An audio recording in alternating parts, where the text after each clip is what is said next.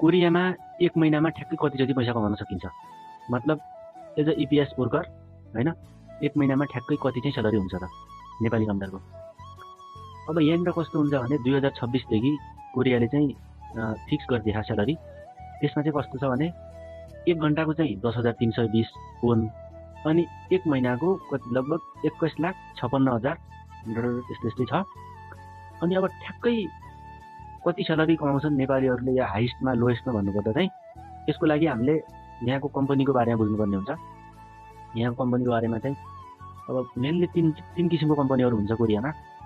पहिलो नम्बरको कम्पनी है त, यो कम्पनीमा चाहिँ कस्तो हुन्छ भन्दा ठ्याक्कै जति काम छ त्यति काम हुन्छ, मतलब हप्तामा 5 दिन काम अनि 2 दिन बिदा।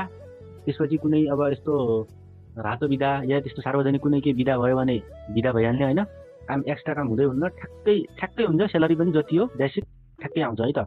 दोस्रो नम्बरमा कम्पनी चाहिँ कस्तो हुन्छ भन्दा ठ्याक्कै यो कम्पनीमा चाहिँ काम यसरी अलि धेरै नै हुन्छ है त।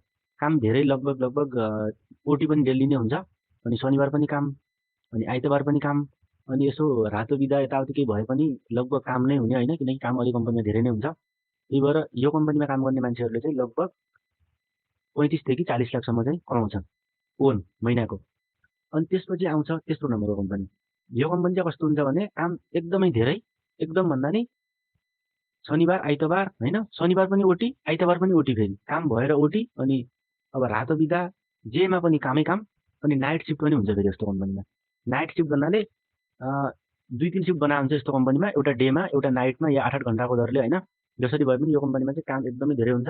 अनि यस्तो कम्पनीमा चाहिँ काम गर्ने नेपालीहरूले चाहिँ लगभग 50 देखि 60 लाखसम्म पनि कमाउँछन्। 60 त नभनौँ, लगभग 50 एभब पनि कमाउँछन्। लगभग नेपाली 5 भन्दा पनि धेरै कमाउँछन् है त कसैले। यस्तो कम्पनी चाहिँ अलिक एकदमै कमै हुन्छ हुन त, तर कमाउन चाहिँ कमाउँछन्। अनि अर्को महत्त्वपूर्ण कुरा चाहिँ के हुन्छ भने कुनै कम्पनीले चाहिँ बेसिक स्यालेरी भन्दा अलिक बढी दिन्छ पैसा। अब यो किन दिन्छ त्यो त मलाई पनि थाहा भएन, तर कुनै कम्पनीले बेसिक स्यालेरी भन्दा अलिक धेरै स्यालेरी दिन्छ, त्योमा पनि फरक पर्छ। अनि अर्को केमा फरक पर्छ भन्दा कुनै मान्छे चाहिँ होइन आजभन्दा अब 4-5 वर्ष पहिला कोरिया आएर उसले चाहिँ त्यो कोरियामा राम्रो काम गरिरह, अनि अब साउले मन परायो, अनि उसलाई त्यहाँको फुजाङ फान्जाङ केही बनाएछ, यस्तो पदमा छ भने उसले चाहिँ बेसिक काम गरेरै पनि हामीले ओटी यापन गरे भन्दा पनि धेरै पैसा कमाउन सक्छ कि। यो चाहिँ त्यस्तो पनि कोही नेपालीहरू छन् जो चाहिँ ठिक्कै 8 घण्टा काम गरेर पनि 5-6 लाख कमाउने नेपालीहरू पनि छन् यस्तो इतिहासमा। तर यो चाहिँ अलि कमै हुन्छ, तर छन चाहिँ छन् यस्तो पनि।